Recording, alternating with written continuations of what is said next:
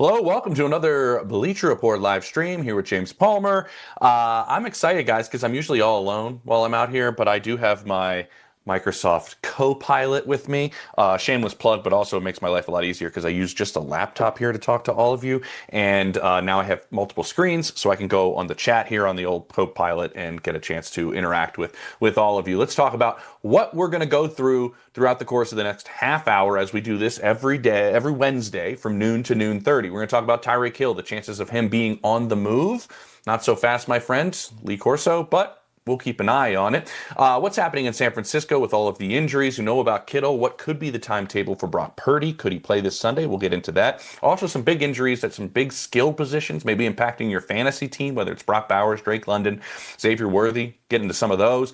And then Green Bay. I've done some deep digging this entire week. And did the Green Bay Packers go from being a Super Bowl contender to now a potential Super Bowl favorite? Ooh, we'll see. We'll see. And also with the Giants, they're sticking with Russ, but for how long? And really, what's going on in New York right now? We'll see what's going on. Panthers getting Hill. That's the first one in there. See, I already jumped in the chat. Let's get to Tyreek Hill. What we need to put out there first is, yes, the Dolphins looked bad. Looked bad on both sides of the ball. They were beat by a Colts team that a lot of people expect to be lower middle of the pack, and they made them look outstanding. McDaniel Jones looked like Peyton Manning. They scored on 7 straight possessions, all of their possessions. They found a way to put points on the board, so their punter essentially got the day off. And there's some things in Miami we got to get to, but specifically with Tyreek Hill. And everybody's talking about this being a player that could be on the move, considering what's going on in Miami, considering what we've seen this past offseason. I need to tell you to hit the brakes on this a little bit. It's week 1. Trades like this usually do not happen after 1 week. They usually don't happen after 2 weeks. Because that would be the Dolphins very, very early in the season, essentially saying that we're not very good, it's time to rebuild. That's when you make those moves. That's why we have the trade deadline. The other reason why these trades don't happen very, very early are because teams are figuring out if they made the right decisions during training camp on their teams, right? Whether they need it. Say the Steelers were interested in another receiver opposite of DK Metcalf. Calvin Austin went out and played really, really well week 1. Maybe we don't need to go out and make a trade for another wide receiver. Let's see how Austin plays over these next several weeks. So teams are still evaluating their own rosters. The Dolphins are still evaluating what they have in place in terms of their entire unit, their entire offense, and where they stand as a group moving forward throughout the course of this season. So could he potentially be on the move? Certainly. Could it be closer to the trade deadline? That's much more likely. I would say that would be a scenario that's much more likely to get into that. There are some things the teams are curious about. There's off the field allegations about domestic violence that came out yesterday. And we know that Tyreek Hill, however you want to see it yourself, has a checkered past in terms of off the field incidents. And that is a part of the evaluation of the player. Also a speed player that still it appears very effective, but is on the other side of 30, turned 31, I think, in March. The financial side of it is a big part of it. Now, over $15 million got paid of this year's salary in August, so that's a big part of it. I think he has $10 million left and like almost $2 million per game roster bonus. I think it's like 1.8 per roster bonus. And then you look at where he's at performance-wise. He didn't reach 1,000 yards. He led the team, I believe, in several things, but it wasn't up to what they were all his fewest in a season. Catches, yards, touchdowns. Next gen stats, if you want to go there, he was his slowest of his career in terms of his max speed. I say all of this. These are just part of the evaluation process that teams are wondering how much capital they would have to give up if they want to acquire Tyreek Hill and what the trade compensation could essentially be. This could be a 4th-round pick. This could be a 5th-round pick. It could be somewhere in that range, but it's not something that the Dolphins are entertaining right now, to my understanding. It's something they didn't entertain in the offseason. Teams called during the offseason as they were watching the Dolphins go through this process of, we see you kind of, Jalen Ramsey has forced his way out of there. You guys have traded Jonnu Smith. You guys have, trying to turn over that locker room. They're looking at some of the malcontents that are in that room and seeing, are we going to try to change this culture? Are we going to try to change some things? Is Tyreek Hill available? Teams asked, and the Dolphins said no. Could that change before, the course of the trade deadline? Certainly. But again, it's way too early to do that. It's way too early for teams to be that aggressive, and it's probably too early for the Dolphins, with Mike McDaniel knowing where his job status is, where they need to perform this year, and they look like one of the worst teams in football after 1 week. So I think you have to pump the brakes on the timing. Doesn't mean it may not happen at some point before the deadline. All right, let's see what else. Let's jump in this chat. What's the projected compensation for Hill? I said it could be a fourth-round pick. It could be a fifth-round pick. I mean, depending on how far into the season it goes, obviously you're paying less if it goes into, further into the season. His contract's up after 2026. So all of these things are deciding factors on what the compensation would be, and how it would play out. Would make the Niners dangerous? I think he'd make a lot of teams dangerous. I mean, everybody brings up the Chiefs. I'll say that. He did leave on good terms. I covered that trade extensively when it happened because I was on the Chiefs so often at NFL Network back then. It did end on good terms. He wanted a lot more money, and he got a lot more money. And the Chiefs were looking to go in a different direction. Instead of putting their money in Tyreek Hill, they wanted to invest it in the draft capital they got, and they did. And they got a lot of really good players out of the trade. So could a reunion be on the table? Possibly. They've had a hard time getting all of these guys on the field, whether it be Hollywood Brown, whether it be Xavier Worthy. All of these guys have had injury issues. They want to get more explosive. They've definitely wanted to, and they haven't been able to do it. So there's some teams that definitely are interested. Tyreek to the Steelers, again, that I just mentioned them. They've been in the market for a number 2 wide receiver. Obviously, they've done plenty of deals with the Dolphins. But what if what you saw in week 1 from Austin is your number 2? And you don't have to give up the capital, and that's where you're at. So it's just early, and that's why we're going at it in the pace, or the league's going at it in the pace of which it is.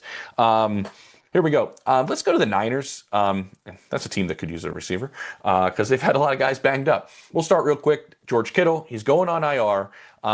So that's the one that we definitely know with the hamstring, and he had a great camp, and he was a huge part of their game plan, to my understanding. In week 1, you saw him out there early, I think 4 catches on 4 targets, had a touchdown, gets the hamstrings, going to miss the next 4 games. I think putting him on IR is important because he was going to push for that 4th game, that game right there against the Rams on a Thursday night, because he's going to miss New Orleans. He's going to miss at home against the Cardinals and Jags, and then they were at the Rams on that Thursday. This kind of takes him and protects him from himself. They're not going to rush it. They want to keep him healthy for the back end of the season.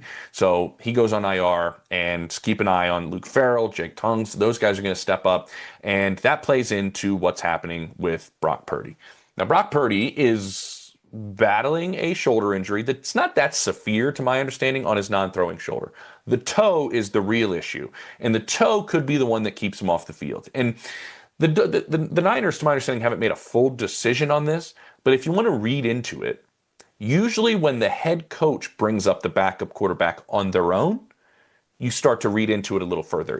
Kyle Shanahan was not at the podium yesterday talking about, we'll see how he goes through the week.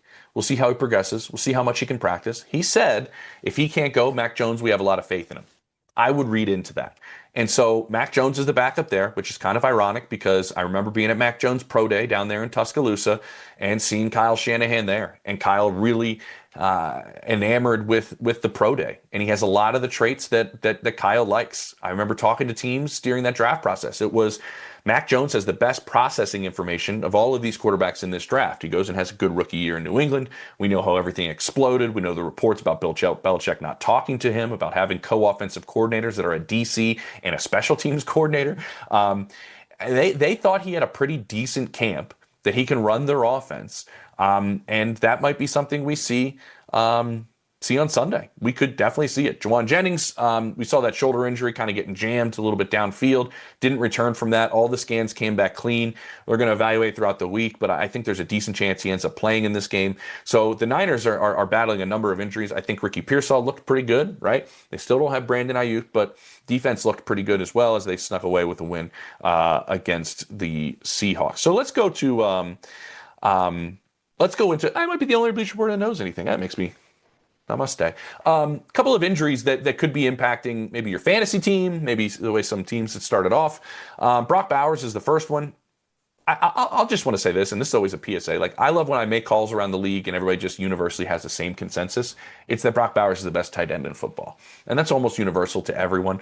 You saw him going out there having a monster game, playing really, really well, and then he comes and, he goes over 100 and then runs that in-breaking route and kind of comes up hobbling a little bit. They took him into the medical tent.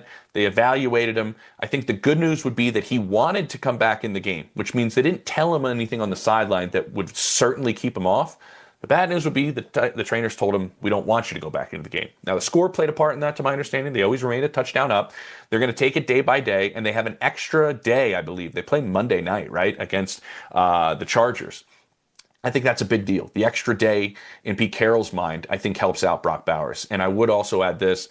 If you watch the San Paulo game on Friday and you watch the way Derwin James playing that nickel spot really just kept the clamps on Travis Kelce for 99.9% of that game. Now, there was a coverage breakdown that wasn't his assignment, and Kelce had that massive touchdown. But if Bowers is slowed by any stretch, that's Derwin James's assignment, and that could actually help out the Chargers a little bit in how that goes down. Xavier Worthy, speaking of that San Paulo game, you saw 3 plays in. He gets the dislocated shoulder. They had to pop it back into place, I'm told, on the field. Andy Reid's calling it day by day. That's a lie. But that's what Andy does at the podium. He just always says, well, we'll figure it out. Could he play in the next month? We'll see. They haven't placed him on IR. They probably have till Sunday to do that if they want to. He could go out there, and this is just kind of putting the pieces together. He could go out there and practice and off to the side and maybe run some routes and see how it feels with a brace, and they could come to the conclusion, we should put you on IR, we shouldn't. You might miss 2 games or 3. Let's avoid IR. Maybe you'll come back by the 4th. Tell them all the concerns about coming back earlier from this and the issues that you could have if you re-injure it. All this is getting evaluated in Kansas City right now. I think it's safe to say he's not playing against the Eagles in that Super Bowl rematch, so that won't be there. And it's just been an issue with this offense in Hollywood Brown going down last year, Rashee Rice going down last year. They've wanted to be explosive for 2 years in a row. They just have had issues. Xavier Worthy was the biggest part of that game plan, to my understanding, on Friday. And then he's knocked out after 3 plays. You saw Hollywood step up a little bit, but that's one that it's going to be a couple of weeks, and I think we'll have to evaluate there. So positive news as a pass catcher, Drake London, he's on my fantasy team. He's going to practice today. Darnell Mooney, who also has a shoulder injury there in Atlanta, is going to practice today. They expect Drake London to play on Sunday.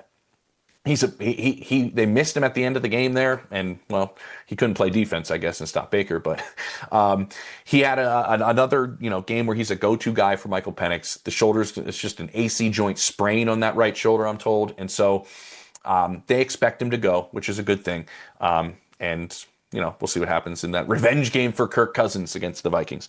Let's see. I want a Joe Mixon report also. Not a lot going on there. There really isn't. And I don't know if we'll get any information for a little while. I mean, we know how covert the Texans have been with the information that they're giving about Joe Mixon.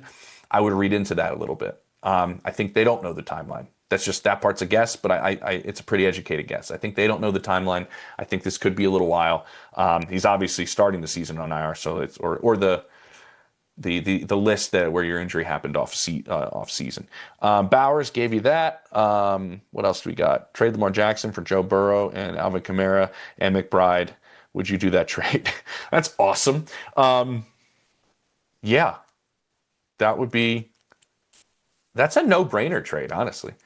Joe's in that group at the top. I don't know why we're talking about this hypothetical trade. Neither team's trading Joe Burrow or Lamar Jackson, but Trey McBride's a top 5 tight end, maybe a top 3. He's an offensive weapon.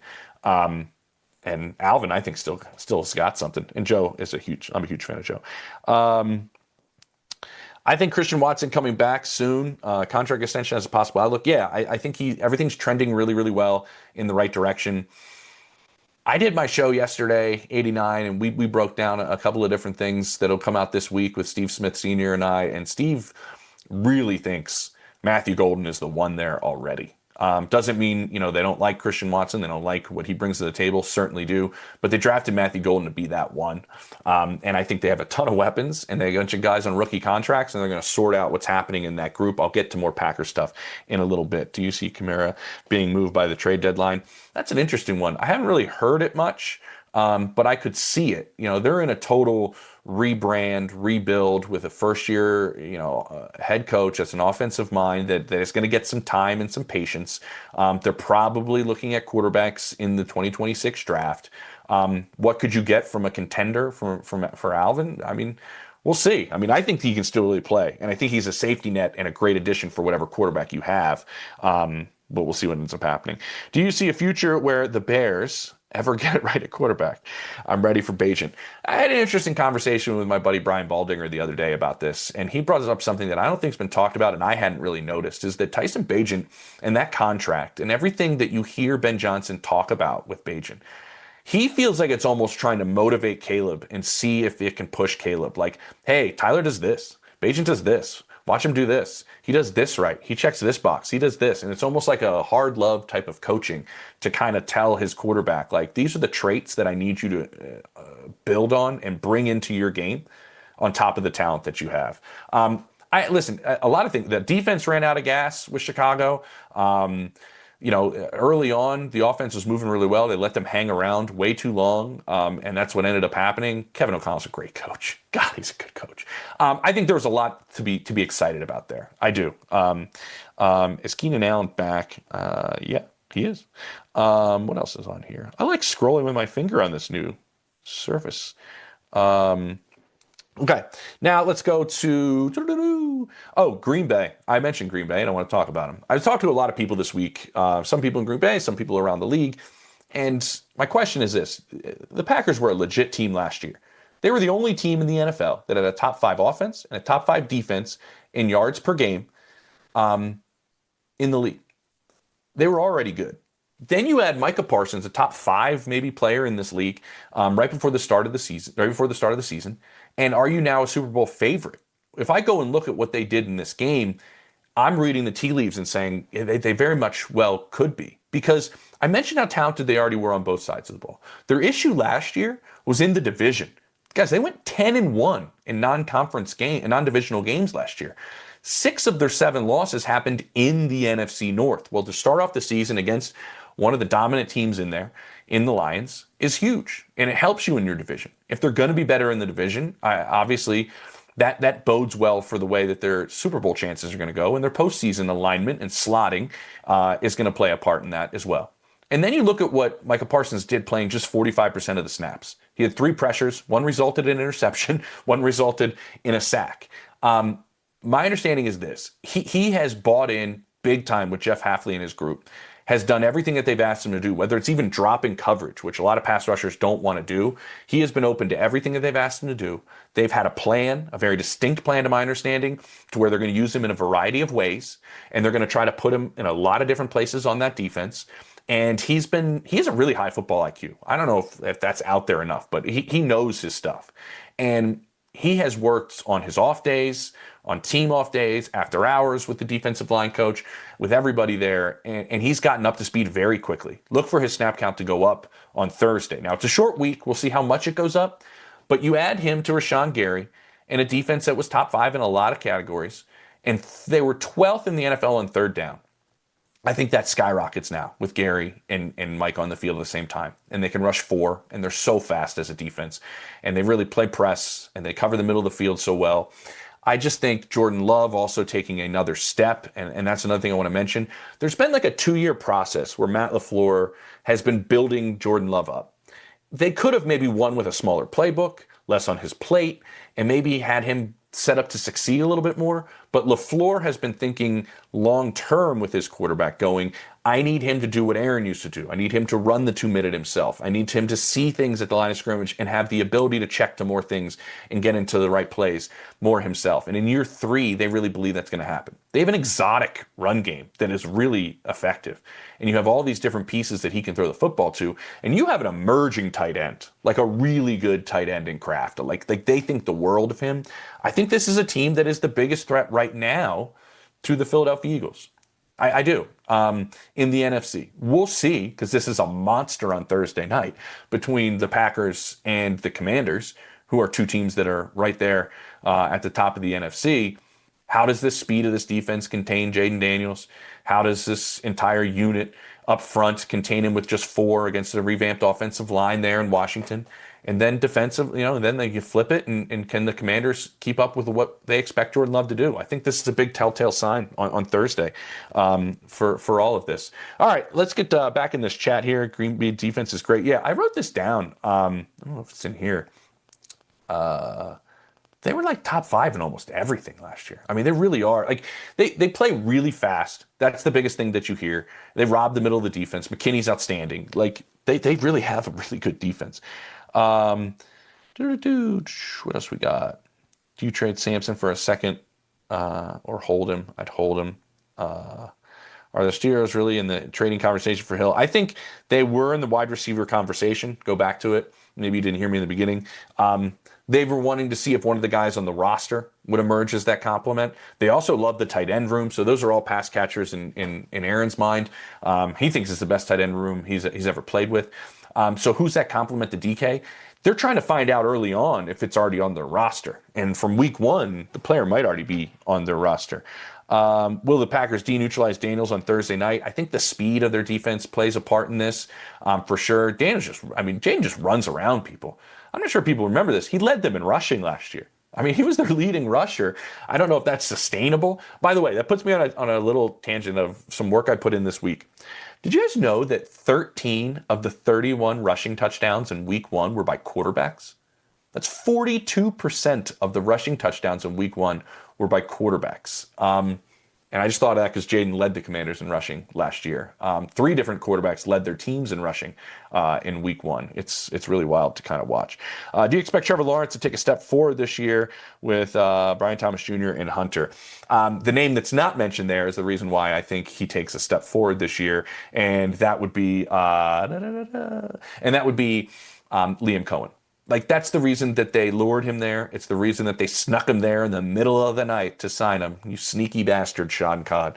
But they ended up getting their man, and they got the guy that they believe is going to get the most out of Trevor Lawrence. I don't know if you guys remember when he was coming out as a prospect of Clemson. Like, it was like, this is a Andrew Luck, like that type of prospect, that can't miss type of number one overall pick. And it just, for one reason or another, whether it was Urban Meyer and you shuffle again, he had a first year with Doug Peterson that went well, then took a step back the next year. Like, can you get the layups? Can you process it? Liam's going to put a lot on his plate. And my understanding is he's been very coachable to Liam. He thinks that. He thinks he's been picking it up. They want him to keep playing faster. Brian Thomas Jr. is a star in this league. He is going to be an absolute weapon. Talking to different receiver coaches around the league in the offseason about these guys that do this receiver show with Steve, is like his size in small space and tight windows and being able to move the size he has is outstanding. And obviously he's still the deep threat. But Lawrence, everything getting together is from Liam Cohen. And that's the big part of it. OBJ rumors, I think that's a wait and see. Let's see. I don't know. We just have a bunch of quarterbacks' names. Here, I'm just trying to see. I don't know what that means. JJ McCarthy, Jalen Hurts. Oh, just needs he just needs a QB. Yeah. I don't know what that means. All right, let's go to the Giants, and then we have plenty of time, actually, I think, to do a ton of stuff in this chat, which would be great. They're starting Russell Wilson. That's happening in week 2. How long does that continue? The Giants would like that to continue for an extended period of time, but I go back to the end of the season when I was covering that Steelers-Ravens game in the postseason and working on stuff for that and talking to teams that play the Steelers at the back end of last season. It was, Russ has become very, very predictable. He's looking for a deep shot. The moon ball's still there. The intermediate game doesn't really exist. Then he'll check down, or he might try to run and scramble a little bit. And the running and scramble part is an issue because he's gotten older and he's not as dynamic of a insane weapon like he used to be in the early portion of his career when he's used to just create and go off script. So that's been what the kind of book has been, and it didn't change in week 1. Now, he was under a ton of pressure. I mean, a ton of pressure. The offensive line has issues, and I think that's playing a part in this. I don't think they want to put Jackson Dart back on the field, put him on the field until Andrew Thomas is back, their left tackle, their best offensive lineman. Because a lot of what Jackson Dart does is, and you saw this in the preseason, right? It's that RPO game, it's that rolling to the right, it's the quick game, it's all that stuff. If they have somebody protecting the backside and the left tackle spot is secured, well, then Brian Daboll can do more with what he wants to do with Jackson Dart, with the up-tempo game and the energy that he brings and the way they can play quick with him. If you don't even have Andrew Thomas back yet, the whole offensive line's a question mark, and I'm not sure what the play calling really is for Jackson Dart with Brian Daboll. So If things go terrible against the Cowboys, could you maybe see Dart come in? I wouldn't be shocked by it. We haven't gotten any information that that's happening, but I wouldn't be shocked by it. If you look at the way Brian Dable has prepared Jackson Dart to come in, like say in the second half of this game, he's done it all offseason. He cut his headset off at times of practice to see if he could handle that. Why do you do that? Because that happens in actual games. And why do you do it in training camp? Because the guy's already picked up everything that you want him to pick up. Because usually rookie quarterbacks are swimming in training camp, and they are. But if you're able to do that and cut his headset out and see if he can do plays on his own, he already picked up the previous things you need him to do, right? You put him in for one play during a preseason game where you didn't know he was going in well before he was supposed to enter the game to see what he would do. These are all boxes Brian Dable's trying to check, and I think he loves Dart. I think he wants to do what's best for his quarterback's development. He was forced to play Josh Allen when he was in Buffalo way earlier than they wanted to. Way earlier than they wanted to. And he understood how they had to scramble through that season. Now, Josh grew a lot that year, ran all over the place, and you saw some of that raw talent that he had to do, but they didn't want to play him the way they played him in that rookie year in Buffalo. And I think Daboll's looking at that. I think Mike Kafka, who was with Mahomes in the beginning of his career, is looking at that. So all of this plays a part in it. I think the offensive system and the offensive line plays a part in this as well. They're here. Wilson was pressured on 16 of his 45 dropbacks. Like that's tough for any quarterback. I think that's really, really hard for a rookie quarterback specifically. So I just think their plan has been to play Russ. But plans change. They drafted Jackson Dart a month after they picked up, Russell Wilson on a 1-year deal, a 1-year, $10 million deal, essentially a rental, to make sure you had a quarterback in place, whether you were not knowing you were going to get a quarterback in the draft. So we'll see. I think the leash has been shortened. I think the patience has been shortened, and we'll see what happens against the Cowboys. Let's see. We got come back to Daddy Mahomes. Oh, I don't even know what that means. Oh, let's talk. I actually want to throw this out real quick. This Super Bowl rematch this weekend. Keep an eye on Jalen Carter. He is going to play. They suspended him for a game, but essentially since the spitting incident, which is absolutely disgusting, happened prior to the first snap, that week one was essentially his 1-game suspension, and he got docked an entire game check. I think it was $55,000 or $57,000, somewhere in that range. Either way, it's more money than all of us make for one Saturday or Sunday. But Kingsley Suamataia, that's right, at left guard has struggled, man, and he was bad against the Chargers, and that's where Jalen Carter's going to be. And can they get to Patrick Mahomes quickly? I think that's going to be a really interesting dynamic of how this happens up front. I really like that I can scroll over here. We need him to be on the Steelers. We're really liking this Tyreek chat, huh? Hubbard Etienne to start this week. Ooh. Etienne, you saw what they did to their backfield. Obviously, they want his role to be larger. I didn't know that was actually. See the real deal? Yeah, that kid at LSU is legit, but Neighbors is. There's no joke. Let's scroll back. See if there's any oldies in here. Hill to the Niners on a 1-year rental. I think the Niners are really good. And listen, Brandon Ayuk's going to be coming back. I think that's probably like a week 6 thing. And then you have Pearsall's growth, which they drafted him in the first round for a reason. He does everything that Kyle Shanahan wants you to do as a wide receiver. And then with Jennings as well, who had a great year last year with all of those injuries, then you have 3 pretty good receivers, and you get George Kittle back as well. I think you're in a decent spot. It's just guys staying healthy. That's just been an issue in San Francisco, and so that's a problem. Want a Clowney back to the Ravens? I believe he's visiting the Cowboys today. They need some help, obviously, at pass rusher. I'm not sure if you heard that could be something there. Bryce Young toast. Ooh. This is one to really keep an eye on. Like, from all the goodwill that was gained in the back end of last year, this game just didn't seem to really flow for the Panthers at all. I think there's a couple things at play here. I think losing Adam Thielen is actually a big deal.